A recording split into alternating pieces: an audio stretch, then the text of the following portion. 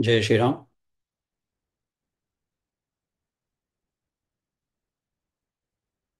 ज्ञानेश्वरी भावदर्शन,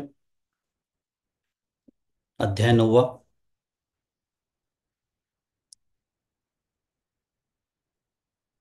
आणि ओवी क्रमांक 129 पर्यंत आपला अभ्यास आला होता.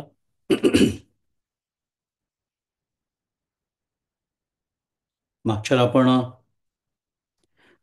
114 ते 129 असा अभ्यास केला ओवींचा.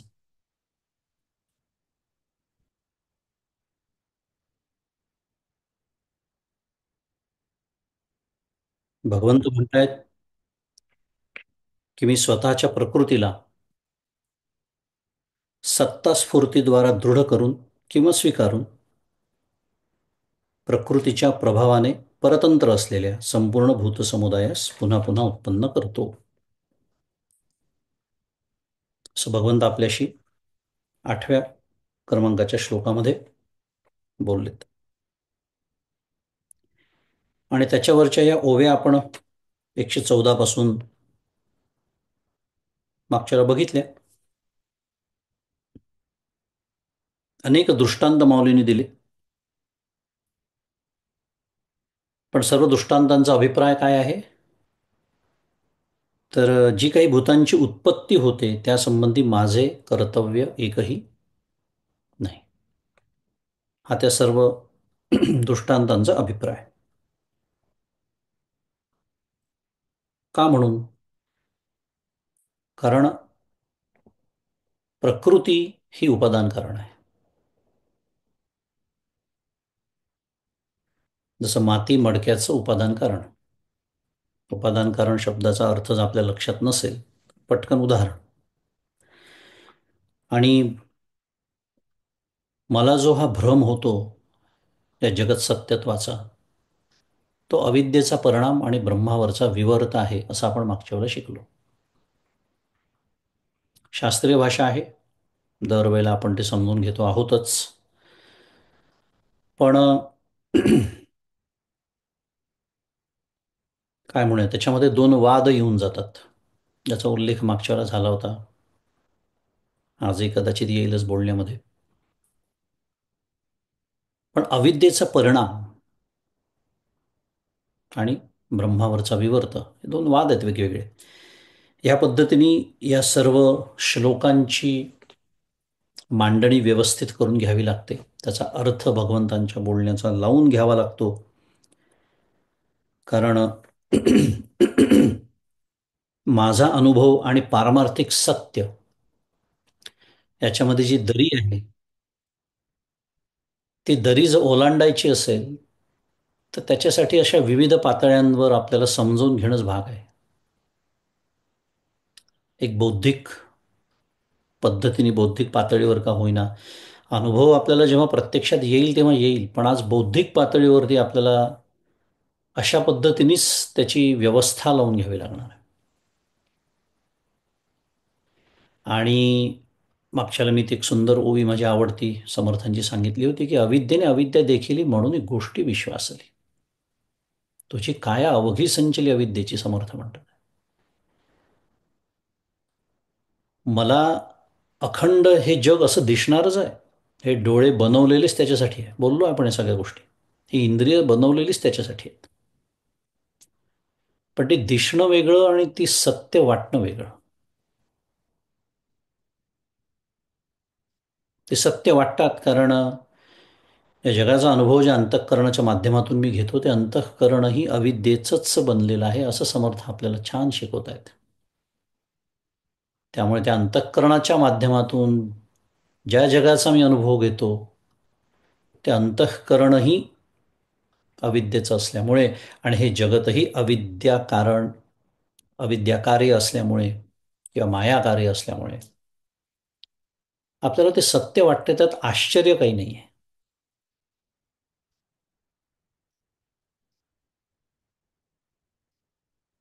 पण ज्यांना परमार्थाचा काही गंध नाही, कधी असे विचार त्यांच्या कानावर पडले नाही, त्यांना कधी सद्गुरूंवरची कृपा त्यांच्यावरती झाली नाही, अशा लोकांना ते सत्य वाटणं आणि त्यांचे व्यवहार तसे सुरू राहणं समजू शकतो एक वेळ. पण आपण सर्व म्हणजे कोण? ते ज्ञानेश्वरीच्या अभ्यासाला जमलेले. आपल्यावर विशेष जबाबदारी आहे आता, कारण आपल्याला हे कळलेलं आहे.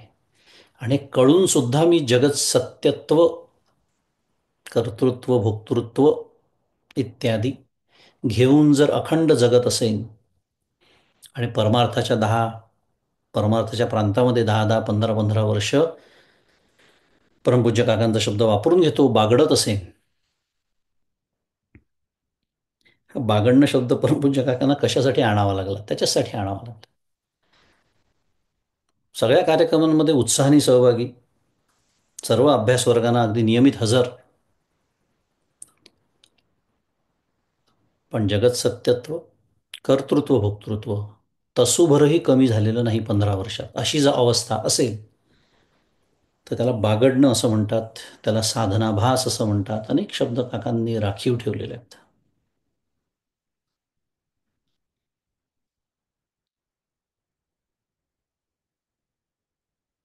आणि हे आपल्या जणू काही लक्षात आणून देण्यासाठी,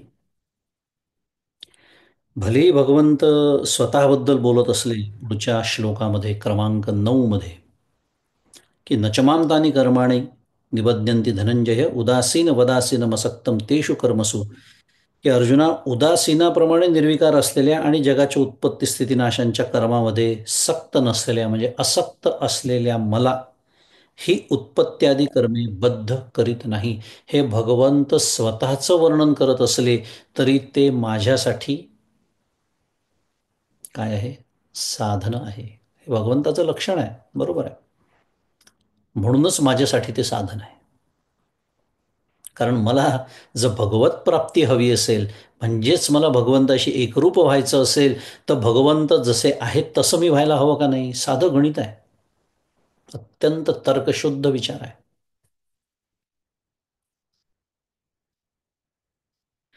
बरं, भगवंत आपल्याला हे पहिल्यांदाच सांगतायत का या अध्यायामध्ये?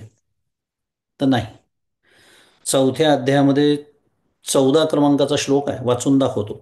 नमाम कर्माणि लिंपंती नमे कर्मफले स्पृहा इतिमाम योभिजानाति कर्मभिर्न स बध्यते. एकदम 9व्या अध्यायावरून 4थ्या अध्यायावर उडी मारली.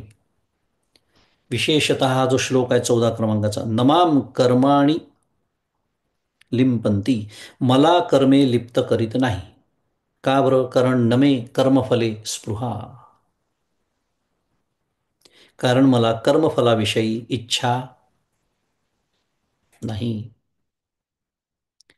इतिमाम योभी जानाती, आणि या प्रकाराने मला जो आत्मत्वाने जाणतो, फार महत्वाचा शब्द आहे तो, कर्मभेर न सबध्यते, तो कर्माच्या योगाने बद्ध होत नाही. सांगितलंय अक्षरशः, हेच सांगितलेलं आहे 4थ्या अध्यायामध्ये. स्पष्टीकरण देत चाललेलं आहे भगवंत. पुढच्या पुढच्या अध्यायामध्ये जास्त स्पष्टीकरण आपल्याला मिळत आहे.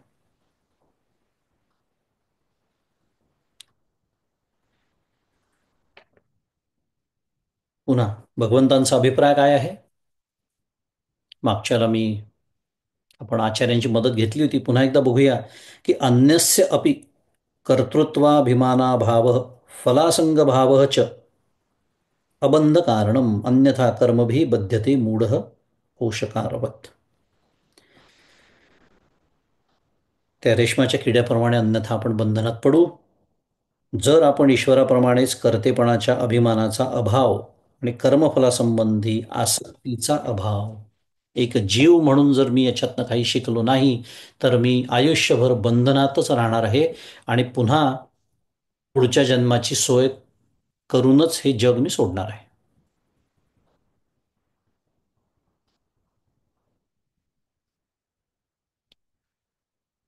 खूप सुंदर तत्वज्ञान आहे. म्हणजे हे जे कर्माचे एक रहस्य म्हणूया, गहना कर्मणो गती, भगवंत बोललेलेच आहेत. कारण याच्यामध्ये काय सांगितलेलं आहे? बघायला गेलं तर कर्म करताना दिसतोय, पण त्याच्या कर्मात अकर्म आहे. आणि बघायला गेलं तर अकर्म दिसतंय म्हणजे काय? काहीच करत नाही असं दिसतंय, पण आतमध्ये इतकं काही करतोय. की त्याच्या न करण्यामध्ये कर्ण आहे, कर्म आहे. आणि आपल्यासाठी म्हणजे प्रापंचिकांसाठी हे तत्वज्ञान अत्यंत महत्वाचं आहे, कारण कर्म आपली सुरूच राहणार आहेत.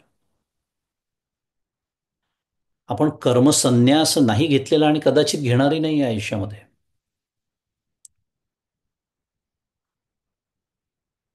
मग मला जर कर्मबंधनातून सुटायचं असेल, तर भगवंत त्याचं रहस्य आपल्यासमोर उलगडून दाखवत आहेत. कारण कर्मानी बंधन होतच नाही. मग बंधन कशाने होतं? आत्ताच्या दोन गोष्टी आपण बघितल्या. कर्तेपणाचा अभिमान आणि कर्मफलासंबंधी आसक्ती. आणि छान एकमेकात गुंतलेल्या त्या गोष्टी आहेत. कर्मफलासंबंधी आसक्ती आहे म्हणूनच आपण कर्तेपणाचा अभिमान घेतो बरं का. आणि म्हणून कर्तेपणाचा अभिमान सोडला, म्हणून कर्तेपण सोडलं की भोगतेपण आपोआपच सुटतं. आणि कर्तेपण घेतलं की भोगतेपण घ्यावंच लागतं. नियम आहे, सिद्धांत आहे.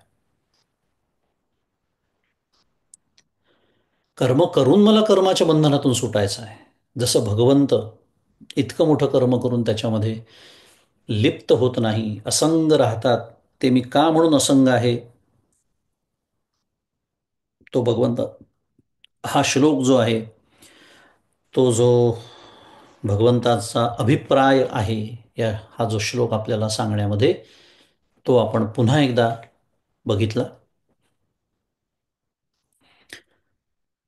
आणि मागच्या वेळेला आपण त्याचा उल्लेख केला होता की दोन पद्धतीने मांडणी झाली आता 8व्या आणि 9व्या श्लोकामध्ये.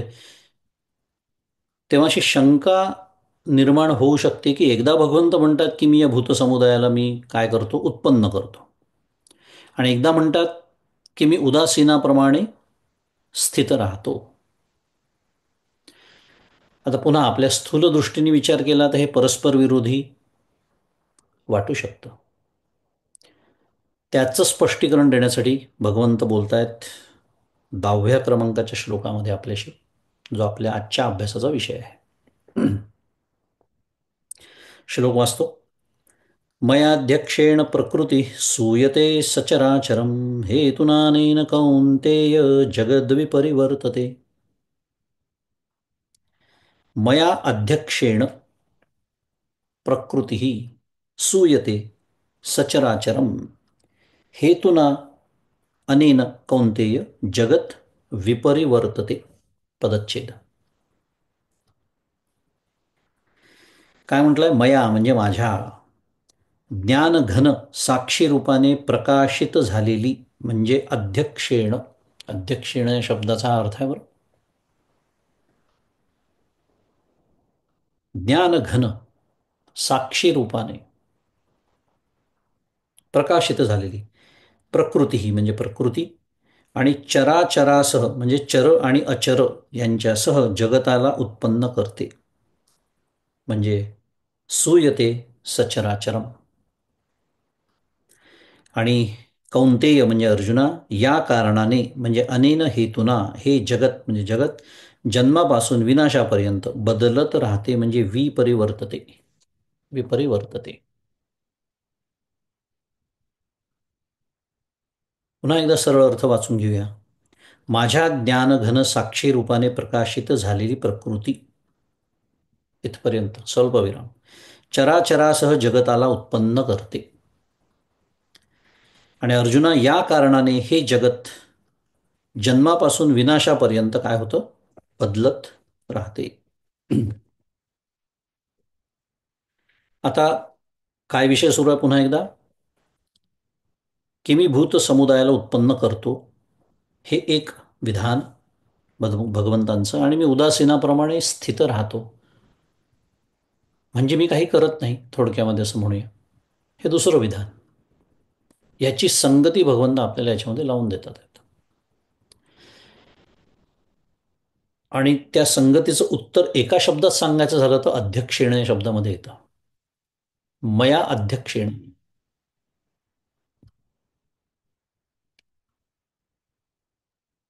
कल्पना करा, एखादा कार्यक्रम, मोठा कार्यक्रम आहे. सगळे येऊन बसलेत, श्रोते मंडळी, व्यासपीठ सज्ज आहे. सगळे कार्यकर्ते तयार आहेत. व्यासपीठावर बसणारी मंडळी सगळी येऊन बसलेली आहेत. वक्ता आलेला आहे. कार्यक्रमाचं सूत्रसंचालन करणारा तिथे उभा आहे. असं दृश्य डोळ्यासमोर आणा. बघितलेलं आहे आपण बऱ्याच वेळेला. प्रश्न असा निर्माण होतो, कार्यक्रमाला सुरुवात का नाही करत आहेत मग? आलं असेल लक्षात गाडी कुठे चालली आहे. एक कोणीतरी यायचं राहिलेलं आहे. त्याच्याशिवाय कार्यक्रम सुरू होऊ शकत नाही, कार्यक्रम घडवू शकत नाही. त्याला काय म्हणतात? अध्यक्ष. काय केलं होते अध्यक्षांनी? काय केलं? ते सभागृह भाड्याने घेतलं, खुर्च्या मांडल्या, सतरंज्या टाकल्या, कार्यक्रम पत्रिका बनवली, लोकांना आमंत्रण दिलं, त्या कार्यक्रमासाठी लागणाऱ्या खर्चाची तजवीज केली, श्रोते बोलवले, वक्ते बोलवले, विषय ठरवले, सूत्रसंचालन केलं, सभागृहाची सजावट केली. काय केलं काय त्या अध्यक्षांनी? आल्याशिवाय कार्यक्रम सुरू नाही होत.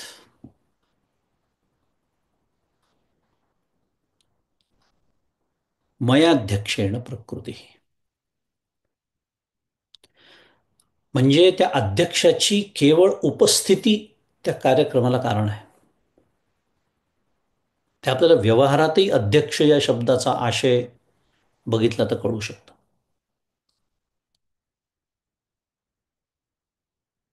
आणि मया म्हणजे मी, अध्यक्ष म्हणून याचा अर्थ सर्वतो दृशिमात्र स्वरूपेण अविक्रियात्मना असा अर्थ आचार्य सांगतात आपल्याला. भगवंत जेव्हा स्वतःबद्दल मया म्हणतात आहे, तेव्हा मी असं जेव्हा भगवंत म्हणतात की माझ्यामुळे, माझ्याद्वारे, तर सर्व दृष्टीने जो द्रष्टा मात्र आहे, ज्याला एक छान शब्द आहे ज्ञप्ती मात्र, विवेक विवेक सिंधूमध्ये येतो शब्द तो. द्रष्टा मात्र म्हणजे ज्ञप्ती मात्र हे ज्याचं स्वरूप आहे, अशा निर्विकार स्वरूप माझ्याद्वारे. इतकं मोठं त्या अध्यक्षेण या शब्दाचा अर्थ आहे बरं. कारण मया अध्यक्षेण, आणि म्हणून मी म्हणालो की या संपूर्ण की भूत समुदायाचा भूत समुदायाला उत्पन्न मी करतो असंही म्हणतात, आणि मी उदासीन आहे, मी काही करत नाही असंही म्हणतात. त्याचं उत्तर या अध्यक्ष शब्दामध्ये, आणि म्हणून मी ते दृष्टांत तो जो सांगितला अध्यक्ष शब्दासाठी. आणि मया या शब्दामध्ये इतकं सर्व अभिप्रेत आहे. द्रष्टारूप आहे मी ज्ञप्ती मात्र आहे, मी निर्विकार आहे.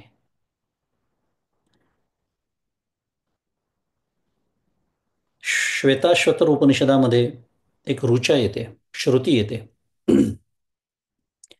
एको देवः सर्वभूतेषु गूढः सर्वव्यापी सर्वभूतांतरात्मा कर्माध्यक्षः सर्वभूतादिवासः साक्षी चेता केवलो निर्गुणश्च. अप्रतिम श्रुती आहे. आचार्यांनी उल्लेख केलेला आहे श्रुतीचा. आचार्य श्रुतींशिवाय बोलतच नाही. एको देवः सर्वभूतेषु गूढः, जे सर्व प्राण्यांमध्ये, एको देवः सर्वभूतेषु सर्व प्राण्यांमध्ये, एको देव, एक देव स्थित आहे. कसा आहे तो? सर्वव्यापी सर्वभूतांतरात्मा. व तो सर्व व्यापक आहे. सर्व भूतांचा तो काय आहे? अंतरात्मा आहे. सर्वात महत्वाचं काय आहे? तो कर्माध्यक्ष. का ही श्रुती आपल्यासाठी महत्वाची आहे? याचं कारण आहे, जेव्हा जेव्हा मला विस्मरण होतं, जेव्हा जेव्हा माझा मी केलेल्या कर्माच्या फलाबद्दल हट्ट असतो, आग्रह असतो, तेव्हा तेव्हा असे श्लोक आणि अशा श्रुती मला आठवल्या पाहिजे. आणि माझ्याच हृदयामध्ये तो आहे. कशावरून? अरे इथेच शब्द आलेला आहे, सर्व व्यापी सर्वभूतांतरात्मा. सर्व भूतांमध्ये जर तो आहे तर माझ्यात नसणार? आहे. अर्थ काय आहे? देव एकच आहे. सर्वांच्या अंतःकरणातला देव एकच आहे. चेतन तत्व एकच आहे. तिथे दुसरं कोणी नाहीच. आणि तो कर्माध्यक्ष आहे. म्हणजे कर्माचं फल देण्याचा अधिकार. म्हणून मी म्हणालो, जेव्हा जेव्हा मला मी केलेल्या कर्माबद्दल जबरदस्त आग्रह असेल की असंच फळ, इतकंच फळ आत्ताच मिळालं पाहिजे, तितकंच मिळालं पाहिजे, तेव्हाच मिळालं पाहिजे, तसंच मिळालं पाहिजे, तेव्हा ही श्रुती, हे श्लोक आठवले पाहिजे मला, की तो कर्माध्यक्ष माझ्या हृदयात बसलेला आहे. त्यामुळे मी मानसकर्म जरी केलं, प्रत्यक्ष नाही केलं, विचार जरी आला, तरी त्याची तिथे नोंद आहे की मानस पातळीवर का होईना अधर्म घडलेला आहे.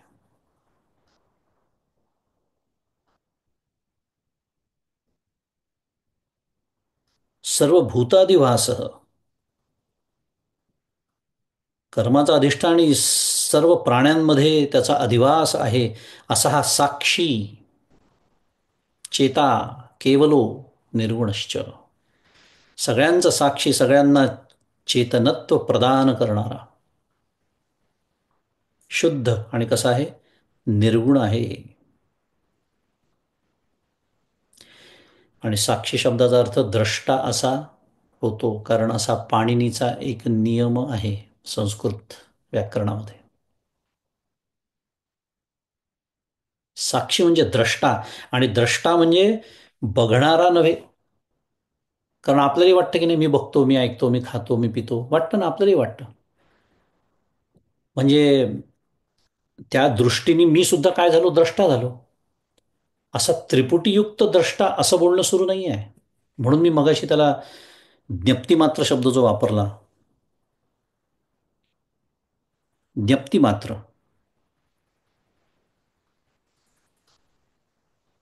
आचार्यांचा शब्द आहे दृशीमात्र, द्रष्टामात्र, ज्ञप्तिमात्र. म्हणजे त्याच्यामुळे हे सगळं कळतं आहे. नेहमीची भाषा आपली असणारं ज्ञान आहे म्हणून होणारं ज्ञान होत आहे. कधीतरी तर मला असं वाटावं ना, की जरा शांत बसावं आणि होणाऱ्या ज्ञानाच्या मागे न लागता ज्याच्यामुळे ज्ञान होत आहे त्याच्या अनुसंधानात राहावं, त्याचा अनुभव घेण्याचा प्रयत्न करावा. त्यालाच तर ध्यान म्हणतात, त्यालाच नामस्मरण म्हणतात, दुसरं काय आहे? पण नामस्मरण असो, ध्यान असो, ते सुद्धा करत असताना माझा अखंड धाव होणाऱ्या ज्ञानाच्याच मागे असतं अंतःकरण. कारण ह्या अशा गोष्टी मी विसरून गेलेलो असतो, की कर्माध्यक्ष तो आहे. मी कर्म करून ठेवलाय, कशाला तर चिंता करायची.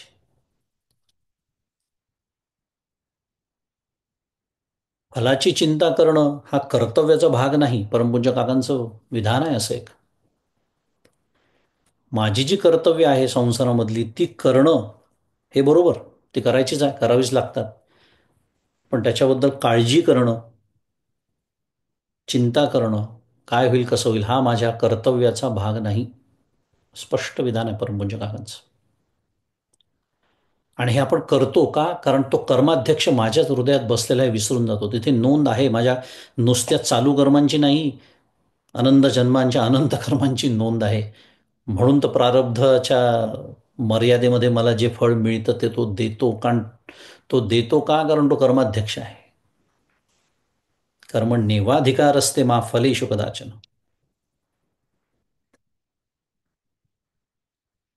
हे आचार्य इथे सांगतात आहेत आपल्याला की मया अध्यक्षेण, याचा अर्थ तो आहे. आणि पुढे जे अनेन, हेतून अनेन जे आहे ना, हेतून अनेन, अनेन याचा अर्थ पुन्हा तोच आहे, अध्यक्षत्वेन. म्हणजे काय? हेतुना म्हणजे कारण. कारण काय? तर मी अध्यक्ष असल्यामुळेच, हेतुना अनेन असा त्याचा अर्थ आहे. आणि मी अध्यक्ष आहे म्हणजे काय?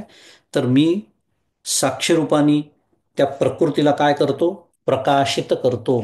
अध्यक्ष आता येऊन व्यासपीठावर बसलेले आहेत म्हणून प्रकृतीचे कार्यक्रम सुरू होतात, जसं आपण मगाशी बघितलं. आता व्यवहारात त्या अध्यक्षाला यावं लागतं कुठून तरी. परमार्थामध्ये त्याला यावं लागतं का? तो आहेच. तो आहेच, फक्त अव्यक्तातून व्यक्त करण्याची प्रक्रिया ती प्रकृती सुरू करते. पण तो अखंड आहे. यो अस्याध्यक्ष परमे व्योमन. तैत्तरीय. हृदयाकाशामध्ये तो आपल्या जगताचा अध्यक्ष, साक्षी, चेतन, अखंड आहे. या सर्व श्रुती हे, आणि आपण आत्ताच म्हणजे दरवेळेलाच म्हणतो, सर्व उपनिषदो गावो दोग्धा गोपाल नंदना. सर्व उपनिषदांचं सार काढून भगवंतांनी आपल्यासमोर ठेवलेलं आहे भगवद्गीतेच्या रूपाने. आणि ते आपल्याला पचेल अशी व्यवस्था माऊली करते. मयाध्यक्षिण प्रकृती सूयते. सूयते याचा अर्थ खरं जन्माला घालणं. त्या संस्कृत धातूचा अर्थ आहे बरं का, जन्माला घालणं. कदाचित सुईण असा एक शब्द आहे ना मराठीत, त्याच्यावरूनच आला असेल, काही सांगता नाही येत. सूयते जन्माला घालते ती. पण कशामुळे? तर ती प्रकाशित झालेली आहे. ज्ञानघन हा जो साक्षीरूप परमात्मा आहे त्याच्यामुळे.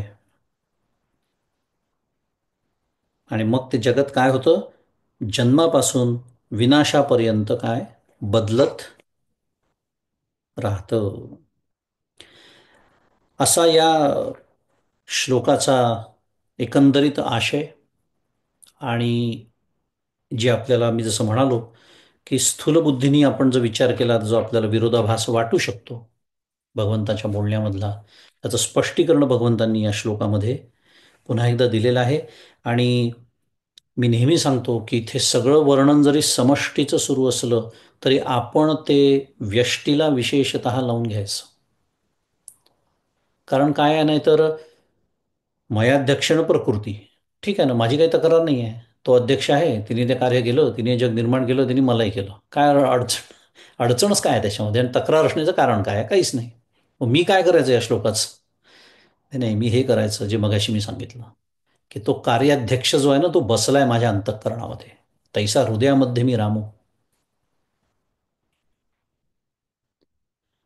त्यामुळे जेव्हा जेव्हा मला मी स्वतःला करता समजायला लागेन, जेव्हा जेव्हा मला फलाच्या आसक्तीची तीव्रता वाढायला लागेल अंतःकरणामध्ये, तेव्हा तेव्हा हे तत्वज्ञान. म्हणून मी म्हणालो की असलं समष्टीसाठी तरी जे ब्रह्मांडी ते पिंडी, आपल्या पिंडाला ते लावून घ्यायचं.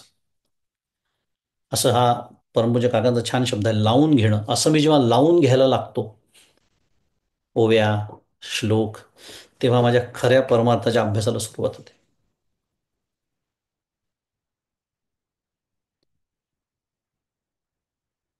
माऊली त्याच्यावर भाष्य करते. 130 क्रमांकाची ओवी. हा एकची अभिप्रावो पुढत पुढती, काय सांगो बहुता उपपत्ती, एथ एक हेळा सुभद्रापती, येतुले जाणपा. म्हणजे अर्जुना, हा एकच अभिप्राय पुन्हा पुन्हा नाना युक्तिप्रयुक्तींनी काय सांगू. आता याविषयी एका क्षणात इतकेच जाण. काय जाण? जे लोकचेष्टा समजता, जैसा निमित्त मात्र का सविता, तैसा जगत प्रभवी पांडुसुता, हे तुम्ही जाणे. सर्व लोकांच्या व्यवहाराला सूर्य जसा केवळ निमित्त कारण आहे, त्याप्रमाणे अर्जुना, जगाच्या उत्पत्तीविषयी मी केवळ निमित्त कारण आहे असे जाण. हा दृष्टांत आपण याच्या आधी 2-3 वेळा बघितलाय. पण छान दृष्टांत आहे. कारण जसं अध्यक्ष या शब्दामधला जो आशय आहे तो व्यक्त करण्यासाठी हा दृष्टांत पुन्हा खूप सुंदर आहे. जसा तो अध्यक्ष आल्याशिवाय कार्यक्रमाला सुरुवात होऊ शकत नाही, तसं सूर्य प्रकाशित झाल्याशिवाय व्यवहाराला सुरुवात होऊ शकत नाही. सर्व कर्मांना कारण तो आहे. सर्व सृष्टीचं चलन वलन त्याच्यामुळे होतं. हे आधुनिक विज्ञानी आज आपल्याला सांगताय. मग अगदी वनस्पतींचं ते फोटोसिंथेसिस असो, का मनुष्याचे केलेले मोठमोठाले उद्योग असो.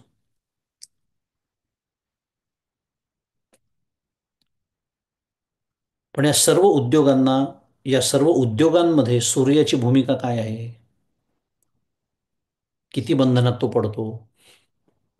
काहीच नाही, निर्विकार. अध्यक्षेण मया अध्यक्षेण, असं तो सूर्य म्हणत असला पाहिजे पृथ्वीवरच्या रोजच्या व्यवहाराला बघ. मया अध्यक्षेण. छान आहे तो दृष्टांत जर विचार केला तर, कारण सूर्यामुळे पृथ्वीचं अस्तित्व सुद्धा आहे. हे सर्व आपण भगवंताला आणि प्रकृतीला लावू शकतो, म्हणून मी म्हणालो छान आहे दृष्टांत. पहिली पुष्कळ आहेत त्याचे. पण लोकांच्या ज्या चेष्टा म्हणजे व्यवहार समस्त सुरू असतात, ते केवळ त्याला सूर्य जसा केवळ निमित्त कारण आहे, तो प्रत्यक्षात काहीही करत नाही. पण तो नसेल तर कार्य संभवत नाही. ज्याला म्हणायचं मया अध्यक्षेण. आणि ह्याला म्हणायचं एकदा एका दृष्टीने काय, मी करतो व्यवहार. का? कारण माझ्याशिवाय होऊच शकत नाही म्हणून. पण प्रत्यक्ष मी करतो का? नाही. ही त्याची संगती आहे. काजी मिया अधिष्ठिलिया प्रकृती होती चराचराची या संभूती, म्हणून मी हेतू हे उपपत्ती घडे यया. 132 क्रमांकाची. कारण मी प्रकृतीचा अधिष्ठान रूपाने अंगीकार केल्यानंतर स्वाम अविष्टभ्य, मागच्या श्लोकातली मागचा श्लोक बेसिकली अत्यंत महत्वाचा आहे. प्रकृतीम स्वाम अवष्टभ्य, मागच्या श्लोकात म्हटलं, या आत्ताच्या या 8 क्रमांकाच्या. आणि या 10 मध्ये काय म्हटलं? मयाध्यक्षेण प्रकृती ही. ते सांगणं सुरू आहे. मी तिचा स्वीकार करतो असं म्हणणं काय, मया अध्यक्षेण म्हणणं काय, एकच गोष्ट आहे. म्हणून का जे मी या अधिष्ठिल या प्रकृती, कारण मी प्रकृतीचा अधिष्ठान रूपाने अंगीकार केल्यानंतर चराचर जगताची उत्पत्ती होते. एरवी माझे अधिष्ठान नसेल तर जड असलेली प्रकृती स्वातंत्र्याने जगाची उत्पत्ती करू शकत नाही. कारण मुळात विषय काय आहे, कार्य हे फक्त चेतनच करू शकतो, जड करू शकत नाही. आणि प्रकृती कशी आहे? जड आहे. म्हणून तर तिला धारण करणारी चेतन प्रकृती ययेदम धार्यते जगत. 7वा अध्याय होऊन गेलाय. त्यामुळे अपरा प्रकृती आहे ही, ती जड आहे, पंचमहाभूतात्मक आहे, त्रिगुणात्मक आहे. अव्यक्त नामनी परमेश शक्ती रनाद्य विद्या त्रिगुणात्मिका परा, कार्यानुमेया सुधिनैव माया. आचार्य बोलतात विवेक चूडामणीमध्ये.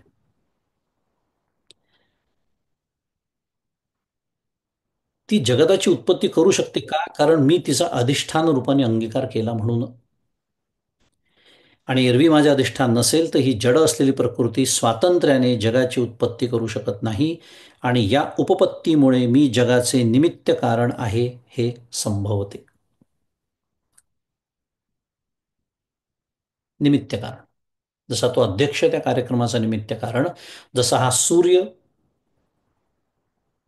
या सृष्टीच्या व्यवहाराला निमित्त कारण, त्याप्रमाणे भगवंत परमेश्वर या जगताच्या निर्मितीला काय आहे? निमित्त कारण आहे. आणि ह्या ओवीमध्ये प्रकृतीवादाचा उपसंहार करून निरुपाधिक ब्रह्माचे निरूपण अवतरणासह करतात. आपण या अध्यायाच्या सुरुवातीलाच परमपूज्य खंडारकर महाराजांनी काय केली होती? मांडणी केली होती. कशाची? की इथे आता 3 वादांच्या 3 प्रक्रिया येणार आहेत 10व्या श्लोकापर्यंत. त्यातल्या प्रकृतीवाद जर थोडं विस्मरणात गेला असेल तर, प्रकृतीवादामध्ये काय सांगितलं आहे की प्रकृती हे जगाचं उपादान कारण आहे. मूळ प्रकृतीवादाचा मूळ सिद्धांत. आणि ब्रह्म अपरिणामी आणि जगाचे केवळ निमित्त कारण असून ते कुटस्थ नित्य व अबाधित आहे. आणि ब्रह्माचे ठिकाणी मिथ्या जगाचा परमार्थतः अत्यंत अभाव आहे.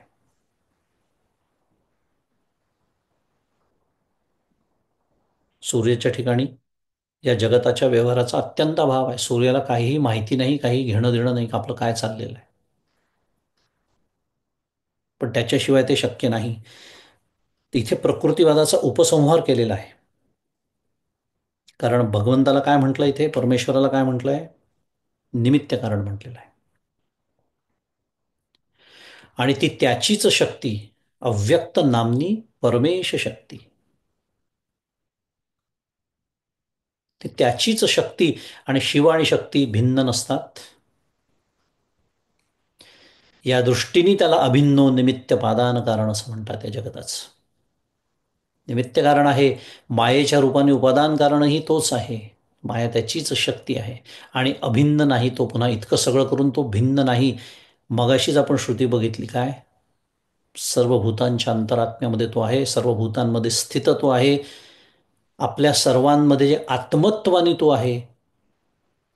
ही सगळी शास्त्राची भाषा आहे. पण मी पुन्हा सांगतो, अप्लाइड परमार्थ परमपूज्य काकांचा काय, हे जेव्हा तो परमेश्वर असा तो कुठेतरी दूर राहतो. तो दूर नाही. त्याचं परोक्षत्व घालवायचं असेल तर माझंच हे वर्णन सुरू आहे. विचार केला तर कूटस्थ या दृष्टीने अखंड जो मी आहे, मी आहे, मी आहे, हा जो अनुभव आपल्याला प्रतिक्षणी सुरू आहे. अर्जुन पण न घेता मी ऐसे जे पांडुस होता उठत असे तत्वता ते तयाचे रूप. किती भगवंत जवळ आला पहा माझ्या, कारण तो आहेच इथे. पण मी लक्षच जात नाही ना माझं त्याच्याकडे. मी आहे, मी आहे, अखंड आपल्याला अनुभव आहे. मी आहेचा, आहेचाच अनुभव आहे. मी नाहीचा अनुभव नाहीच. असं जेव्हा मी विचार करतो ना, तेव्हा त्याचं परोक्षत्व निघून जातं. अपरोक्षत्व जवळ येतं.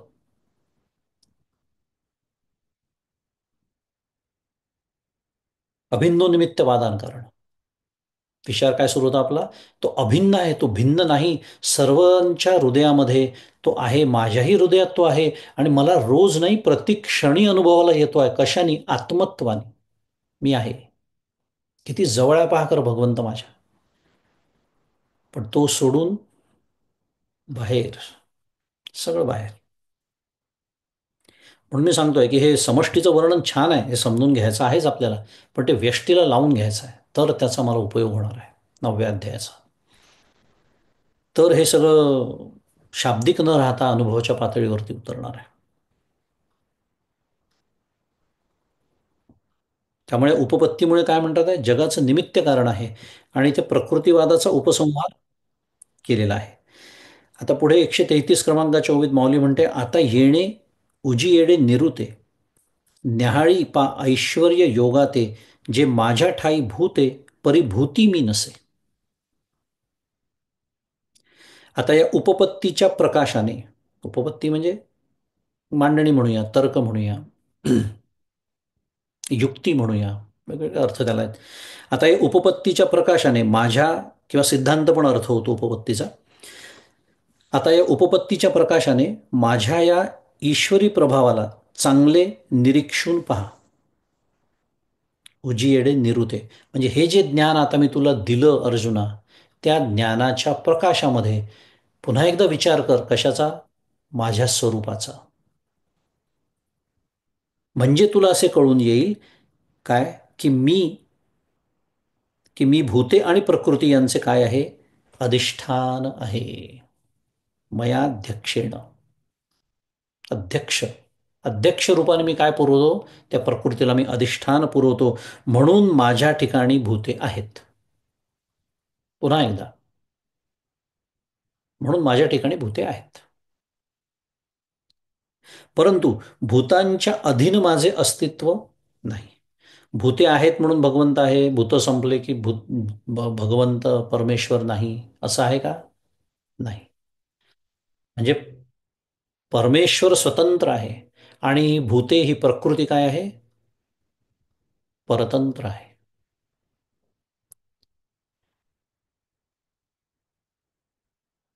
म्हणून या दृष्टीने माझ्या ठिकाणी भूत जरी असली तरी भूतांच्या अधीन माझे अस्तित्व नाही. आणि परमार्थतः विचार जर केला तर माझा व भूतांचा परमार्थतः संबंध नाही. जगतुत्पत्ती इत्यादी कर्माविषयी मी अनासक्त आहे. लोकांच्या व्यवहाराचा मी साक्षी आहे, म्हणून मी भूतात नाही. कारण परमार्थत भूते माझ्यात नाही. वास्तविकपणे रज्जूच्या ठिकाणी सर्प नाही. रज्जूला जर विचारलं तर ती म्हणेल सर्प म्हणजे काय. मी जर विचारलं की तुझ्या ठिकाणी मला निळ्या सर्पाचा भास होतोय, हिरव्या सर्पाचा भास होतोय, रज्जूच्या ठिकाणी सर्प मला दिसतो ही गोष्ट खरी आहे, म्हणून माझ्या ठिकाणी भूते आहे, कारण रज्जू शिवाय सर्प नाही आहे. केलाय आपण हा सगळा विचार. रज्जूच जर नसती तर सर्पाचा भास झाला नसता. या दृष्टीने माझ्यामध्ये भूते आहे तर रज्जूमध्ये सर्प आहे. पण रज्जूच्या दृष्टीने विचार केला तर सर्प अस्तित्वातच नाही, असा याचा अर्थ. आणि पुढे अथवा भूते माझ्या ठाई आणि भूता माझी मी नाही, या खुणा तू काही चुको नको. अथवा भूते माझे ठिकाणी नाहीत, कारण कल्पित भूतांचा परमार्थतः माझे ठिकाणी काय आहे, अभावच आहे. आणि भूतांमध्ये मी नाही, कारण कल्पित भूतात वास्तव संबंधाने मी कधीही नाही. हे परमार्थाचे वर्म तू काही झाले तरी चुकू नकोस. त्यामुळे प्रकृती या जगताची उपादान कारण आहे. प्रकृतीने हे जग निर्माण केलं आहे. सूयते सचराचरम असं म्हणणं म्हणजे प्रकृतीवाद सांगणं आहे.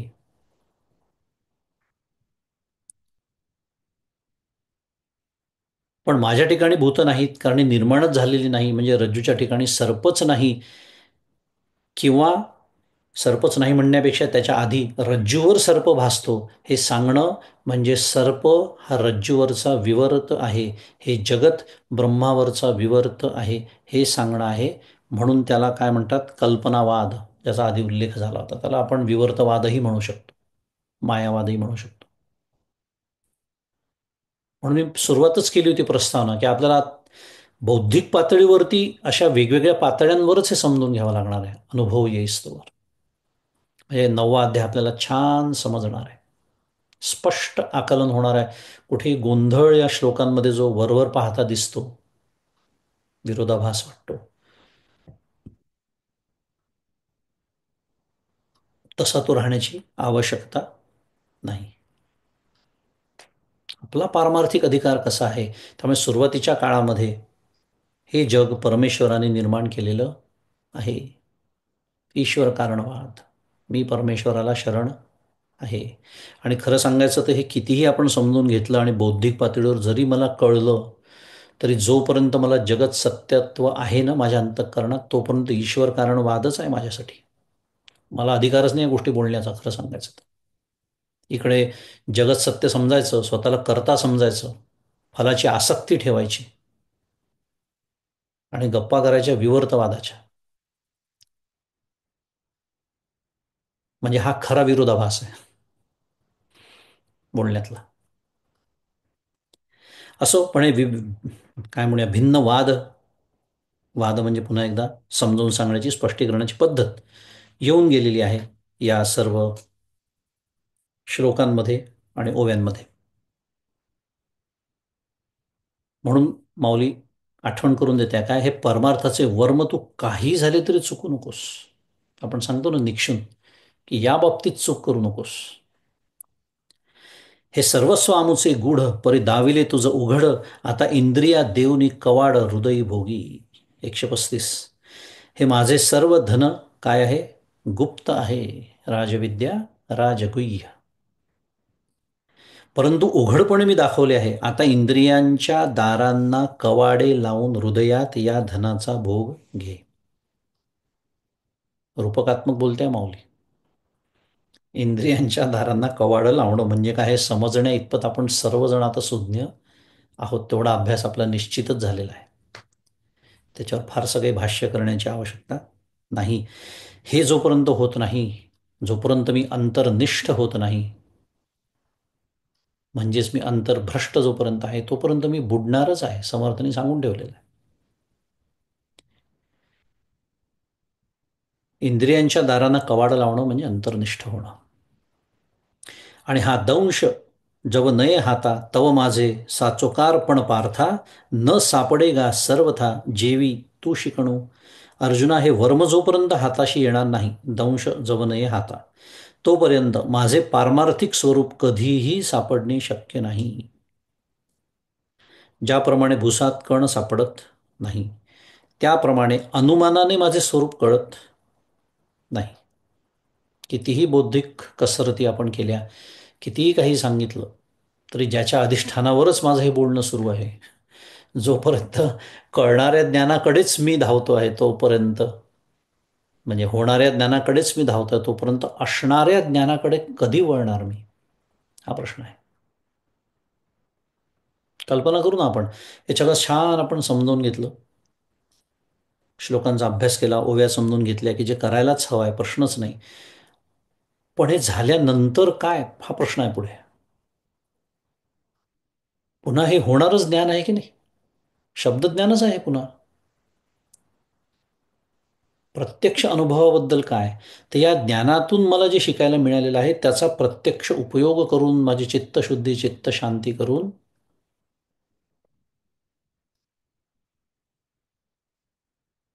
चित्तमूलो विकल्पोयम. आचार्य बोलतात आहे पुन्हा विवेक चूडामणीमध्ये, काय सांगतात? चित्तमूलो विकल्पोयम चित्ताभावेन कश्चन अतश्चित्तम समाधीते प्रत्यग्रूपे आत्मनी परात्मनी, असा तो श्लोक आहे विवेक चूडामणीमधला. चित्त मूले विकल्पोयम, हा जो विकल्प, हा जो जगतरूपी विकल्प मला दिसतो आहे, त्याचं मूळ कारणच चित्त आहे. चित्तमूले विकल्पोयम चित्ता भावेन कश्चन, या चित्ताच्या अभावी अजिबात नाही. मी एकदम तो श्लोक मला आत्ता का स्मरण झालं त्याचं, हे याचं जेव्हा आपण प्रॅक्टिकलमध्ये रूपांतर करतो साधक म्हणून, ते मी समजावून सांगण्याचा प्रयत्न करतो. की सगळं झाल्यानंतर या होणाऱ्या ज्ञानाच्या मागे जे माझं चित्त धावतंय, चित्तमूलो विकल्पोयम चित्ताभावेन कश्चन, आणि अतश्चित्तम म्हणून काय करायचं आहे, अतश्चित्तम समाधीते प्रत्येक रूपे परात्मनी, जो प्रत्येक आत्मा आपल्या सर्वांच्या हृदयात, म्हणजे मगाशी आपण जे बोललो तो परमेश्वर, तिथे समाहित करायचं आहे आपलं चित्त असणाऱ्या ज्ञानाकडे, त्या ज्ञप्तिरूप परमात्म्याकडे माझं अंतःकरण मला वळवायचं आहे. आणि म्हणून इंद्रिया देवनी कवाड, किंवा अनुमानाने माझं रूप कळत नाही, असं आपण आत्ता शिकलो.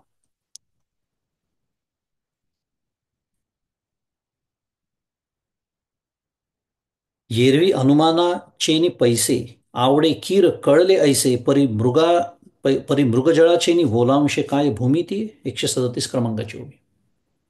या अनुमानाबद्दल माऊली आता भाष्य करते आहे की अनुमानाने का नाही कळत माझं स्वरूप, तर एरवी अनुमानाच्या विस्ताराने ईश्वराचे समग्र स्वरूप कळले असे वाटते, पण मृगजळाच्या ओलांशाने जमीन भिजते काय.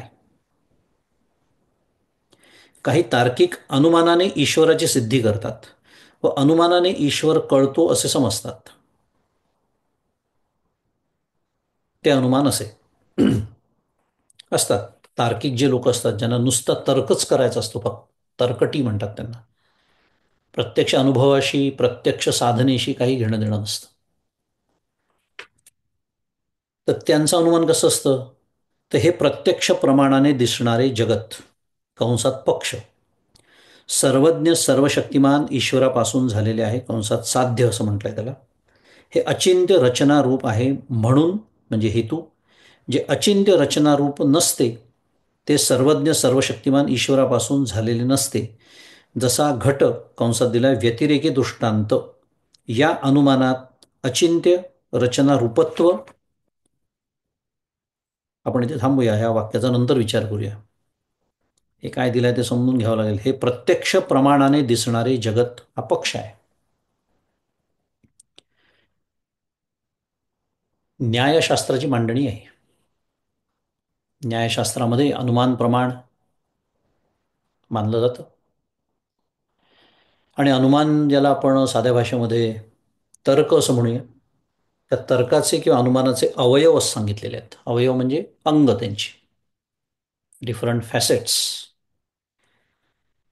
त्याच्यामध्ये पक्ष एक येतो, दुसरं साध्य आणि तिसरं हेतू. अनुमान म्हणजे तर्क मांडण्याची, न्यायशास्त्राची न्याय घटित जी अभ्यासाची एक पद्धत आहे, त्या सर्वाची ही प्रक्रिया आहे थोडक्यामध्ये. आता पक्ष म्हणजे ज्याच्या संबंधी अनुमान केलं जातं त्याला म्हणायचं पक्ष. ज्याच्या संबंधी अनुमान केलं जातं. आता उदाहरणार्थ इथे काय दिलं, पक्ष म्हणजे हे प्रत्यक्ष प्रमाणाने दिसणारे जगत, याच्या संबंधी अनुमान करायचं आहे आता आपल्याला, तर्क करायचा आहे. हे असं समजून घेतलं की सोपं असतं सगळं, म्हणून त्याला म्हणायचं पक्ष. आणि या पक्षासंबंधी जे काही सिद्ध केलं जातं त्याला साध्य असं म्हणतात. आता आपला पक्ष काय आहे? पक्ष आहे आपला हे प्रत्यक्ष प्रमाणाने दिसणारे जगत, हा पक्ष आहे.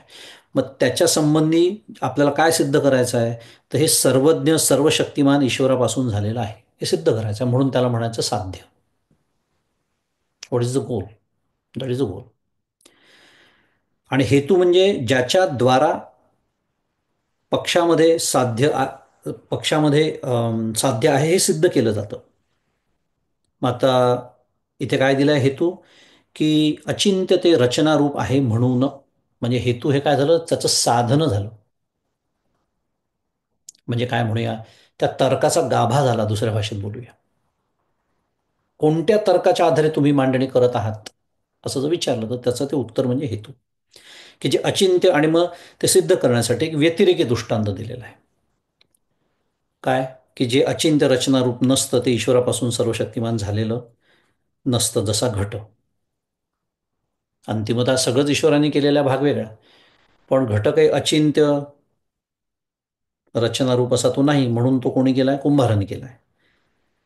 असं अनुमान, अचिंत्य रचनारूपत्व हा त्याचा हेतू दिलेला आहे. तर त्याचं पुढे म्हणतात आहे, हे समजून आपण घेतलं आता सगळं मांडणी तर्काची, अनुमानाची. आता पुढे ते म्हणतात आहे की असं दिलेलं असल्यामुळे प्रधान, परमाणू, शून्य, काल, ग्रह, स्वभाव, जीव इत्यादी पदार्थ जगाचे कारण आहेत असे म्हणणाऱ्या मतवाद्यांचा निराश होतो.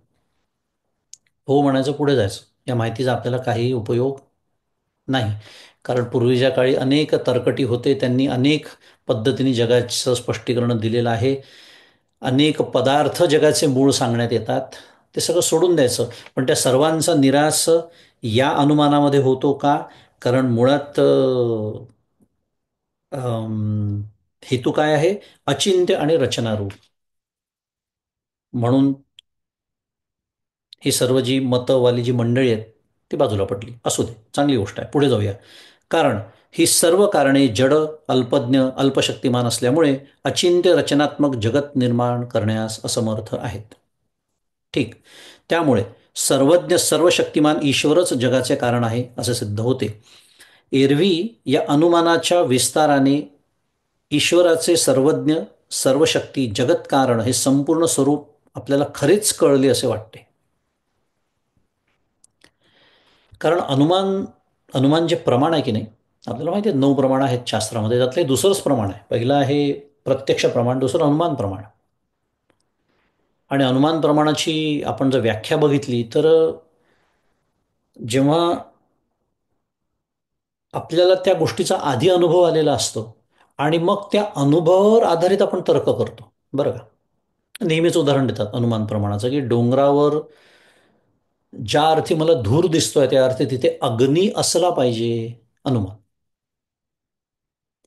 कारण नाही तर अनुमान आणि अर्थापत्ती नावाचं पण एक प्रमाण आहे, जवळजवळ येतं ते, त्यातला भेद थोडासा किंचित भेद आहे त्याच्यामध्ये.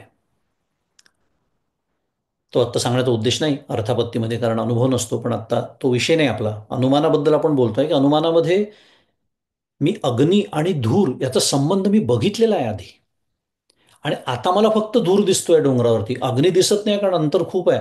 त्याच्यावर मी अनुमान केलं की ज्या अर्थी धूर दिसतो त्या अर्थी अग्नी तिथे असला पाहिजे. आता हे दरवेळेला खरं नसतं. अग्नीशिवाय धूर असू शकतो. अनुमानाच्या या मर्यादा आहेत. पण हे मी आत्ता का सांगितलं, तर माऊली काय म्हणते इथे, अर्थ काय देत आहेत, की अनुमानाच्या विस्ताराने ईश्वराचे सर्वज्ञ सर्वशक्ती जगत कारण हे संपूर्ण स्वरूप आपल्याला खरेच कळले असे वाटते. जणू काही मी अनुभवच घेतलाय जगाने निर्माण ईश्वराने जगत निर्माण केल्याचं. परंतु मृगजळाच्या अवलांशाने जमीन भिजते काय हा दृष्टांत दिलाय. कारण मृगजळ जसे प्रत्यक्ष प्रमाणाने बाधित आहे, त्याप्रमाणे वरील अनुमान देखील कशामुळे बाधित होतं? असंगो ह्यम पुरुष, अशी श्रुती आहे. किंवा न तस्य कार्यम करणच करणं च विद्यते, अशी एक श्रुती आहे. निष्क्रियम निर्गुणम इति श्रुतींनी आणि नचमस्थानी भूतानी, या भगवंतांच्या अनुभवाने ती बाधित आहे. म्हणजे थोडक्यामध्ये रज्जूमध्ये मुळात सर्प नाहीच आहे. त्यामुळे या कल्पित जगामध्ये विचार केला तर, या सर्व श्रुतींच्या दृष्टीने जर विचार केला तर या कल्पित जगामध्ये बसून या जगाबद्दल माझ्या कल्पनेने मी कल्पना करतो कशी निर्माण झाली असावी, कसं कळणार आहे अनुमानाने? आलं लक्षात? हे बाधित आहे. आणि म्हणून या आभासिक अनुमानाने, छान शब्द वापरलाय, आभासिक, कारण याचं कारण आहे, ही संपूर्ण सृष्टीच प्रातिभासिक आहे हो. त्या प्रातिभासिक सृष्टीमध्ये बसून त्या प्रातिभासिक सृष्टीचं, त्या सृष्टीत बसून मी स्पष्टीकरण देण्याचा, अनुमानाने समजून घेण्याचा प्रयत्न करतोय. आणि म्हणून माऊलीने तो दृष्टांत दिला काय, की जसं त्या मृगजळाने ती जमीन भिजणं जसं अशक्य आहे, कठीण नव्हे अशक्य आहे, त्याप्रमाणे अनुमानाने हे सगळं कळणं अशक्य आहे. या आभासिक अनुमानाने ईश्वराचे पारमार्थिक असंग, अकर्तृ, व्यापक, निर्गुण हे स्वरूप कळत नाही. आणि म्हणून मगाशी आपण जे सगळं बोललो की शब्दज्ञानाची मर्यादा, कमाल मर्यादा गाठायची, समजून घ्यायचं सगळं छान, कारण तेच आपल्याला कामात येणार आहे प्रत्यक्ष साधनेमध्ये. पण प्रत्यक्ष साधना, प्रत्यक्ष तसं वागणं, कर्तृत्व भाव सोडणं, भोक्तृत्व भाव सोडणं, हे केल्याशिवाय त्याचा अनुभव येणार नाही. माऊली अजून एक दृष्टांत देतात, 138 क्रमांकाची पुढची ओवी, की जे जाळ जळी पांगिले, तेथ चंद्रबिंब दिसे आतुडले, परी थडिये काढूनी झाडिले, तेव्हा बिंबके सांगे. तसेच शब्दाने माझे स्वरूप कळले असे वाटते, पण तेही खरे नाही. कारण जाळे पाण्यात पसरून टाकल्यावर त्यात चंद्रबिंब सापडले असे दिसते, परंतु ते पाण्यातून काढून तीरावर झाडले जाते, तेव्हा त्यात चंद्रबिंब कुठे असते हे तूच सांग. थोडक्यात हे कसं अशक्य आहे, या दृष्टीने हे सगळं सांगणं सुरू आहे. आणि शेवटची परंतु महत्वाची ओवी या श्लोकावरची, की तैसे बोलवरी वाचा बळे, वायाची जकविजती प्रतीतीचे डोळे, मग साचोकारे बोधावेळे आथिना होईचे. की त्याप्रमाणे बोलवरी म्हणजे शब्दांच्या पलीकडे असलेल्या जाती, गुण, क्रिया, संज्ञा ही चार प्रकारची शब्दांची प्रवृत्ती निमित्ते जेथे नाहीत, थोडक्यात शब्द पांगुळा जिथे पडतो,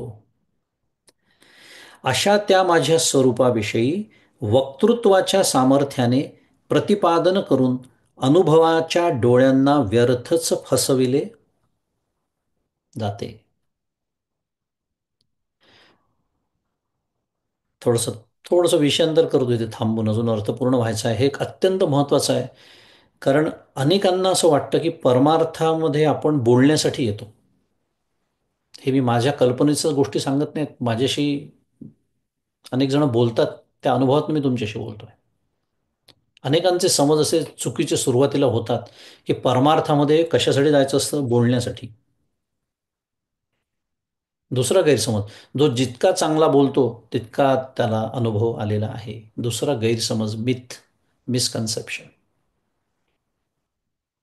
हे माऊली स्पष्ट अंजन घालते आपल्या डोळ्यामध्ये, झणझणीत. वक्तृत्वाचं सामर्थ्य आणि प्रत्यक्ष अनुभव याचा काही संबंध नाही. उलट प्रत्यक्ष अनुभव असेल तर तयाचे बिसाट शब्द सुखे म्हणो येती वेद, माऊली बोलते. बिसाट शब्द जरी आले त्याच्या तोंडून, तरी त्याला वेदांचं सामर्थ्य आहे. का? कारण अनुभव आहे म्हणून. आणि मी ते वक्तृत्वाच्या सामर्थ्यामध्ये हरवून जातो. लोकांना असं वाटतं बोलण्यासाठी परमार्थात यायचं असतं, जो जितका चांगला बोलतो तितका तो पारमार्थिक. प्रचंड मोठा गैरसमज स्पष्ट लिहिलेला इथे. वक्तृत्वाच्या सामर्थ्याने प्रतिपादन करून अनुभवाच्या डोळ्यांना व्यर्थच फसवले जाते. मग खऱ्या अनुभवाच्या परीक्षेचे वेळी त्याचे ठिकाणी अनुभव नसतो आणि शब्दज्ञानाच्या अभिमानामुळे त्यांना भविष्य काळातही अनुभव प्राप्त होण्याची शक्यता नसते. अजून काय सांगायचं बाकी ठेवलंय माऊलींनी सांगा आता. म्हणजे या वक्तृत्वाचा परम वक्तृत्व नसावं का, अभ्यास नसावं का, असं सांगणं सुरू नाहीये. ते असणारच आहे. पण त्याचा जो मला अभिमान असेल आणि मला याचा अर्थ जो वक्ता आहे, जो बोलणार आहे, जो वक्ता वक्तृत्वाबद्दल बोलणं सुरू आहे म्हणून जो वक्ता आहे त्याच्याबद्दल बोलणं सुरू आहे, त्याला जर त्याचा अभिमान असेल तर तेच ज्ञान काय होणार आहे, त्याच्या जाणण्याच्या आड येणार आहे. पुढे येणार आहे ती ओवी, फार सुंदर ओवी आहे ती. आत्ता आपण उल्लेख करून जातो त्याचा. एरवी स्थूलमुष्ट दृष्टी मूढ माते जाणती किर दृढ परिते जाणण्याची जाणणे आड रिगोनी ठाके. माऊली बोलणार आहे पुढे आपल्याशी. हे जे जाणणं आहे ना, सो कॉल्ड जाणणं, शाब्दिक ज्ञान, हेच प्रत्यक्ष जाणण्याच्या म्हणजे अनुभवाच्या आड येणार आहे. जबरदस्त काय दिली आहे, वॉर्निंग दिलेली आहे माऊलींनी. त्यामुळे अनुभवाच्या परीक्षेची वेळ येते तेव्हा अनुभव नसतो आणि शब्दज्ञानाच्या अभिमानामुळे त्यांना काय होतं, भविष्यकाळातही अनुभव प्राप्त होण्याची शक्यता नसते. म्हणून म्हणतात ना कधी कधी की ऐकणारे तरुण जातील पण बोलणारा बुडतो. ते या कारणाने, कारण ऐकणारी जी श्रद्धा असते, तो तसं वागतो, तसं करतो, तो तरुण जातो. बृहदारण्यकाच्या 3ऱ्या अध्यायाच्या आरंभी असे आख्यान आहे. एक आख्यान दिलं आहे, आपल्याला माहिती आहे कथा बरेच जणांना, की एकदा जनकाने ब्रह्मवेत्त्यांची परीक्षा घेण्याकरता एक सभा भरविली होती. 1,000 गायी सोन्याच्या अलंकारांनी शृंगारल्या आणि सभेतल्या सर्व लोकांना आव्हान केले की जो कोणी ब्रह्मवेत्ता असेल त्याने त्या गायी घेऊन जाव्यात. तेव्हा त्या सभेतील एकाही सभासदाला गायी घेण्याचे धैर्य झाले नाही. आता ही त्या काळची सभा होती म्हणून. आज जशी सभा भरवली, गमतीने बोलतोय मी, ब्रह्मवेत्ता तर नाहीच पण गायी मात्र घेऊन जाईल. असो,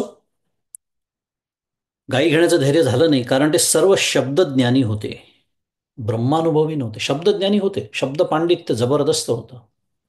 प्रवचन करावं तर यांनीच, उपनिषद सांगावी, भगवद्गीता तर यांनीच, असं लोकही बोलतात. पण ब्रह्मानुभवी ते नव्हते. आणि मग त्या सभासदात याज्ञवल्क्य होते. ते अनुभवी असल्यामुळे अगदी निर्धास्तपणाने उठले आणि त्यांनी त्या गायी शिष्यांकडून घरी नेल्या. तुम्हाला जर ही कथा माहिती नसेल तर त्यांनी पहिले गायी घरी न्यायला सांगितल्या आहेत बाय द वे, आणि नंतर जनकाच्या प्रश्नांची उत्तरं द्यायला सुरुवात केली आहे. याला शुद्ध मराठीत काय म्हणतात, कॉन्फिडन्स.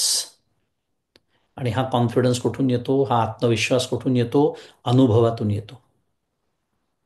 अनुभव आहे. घेऊन जा म्हणे गायी, पहिले मिळणारच आहेत मला, मी जिंकणारच आहे.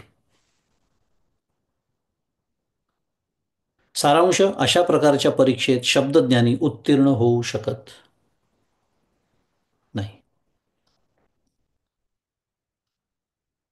एक स्वामी विवेकानंदांचं फार सुंदर वाक्य या संदर्भात सांगतो आणि आज थांबूया.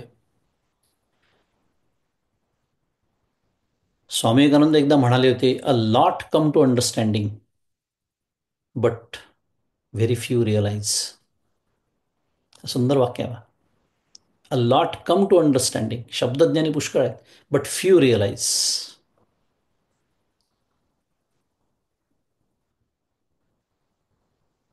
अनुभव घेणारे फार कमी, बोलणारे समजणारे पुष्कळ असू शकतात, शब्दज्ञान असलेले पुष्कळ असू शकतात, पण आत्मानुभवी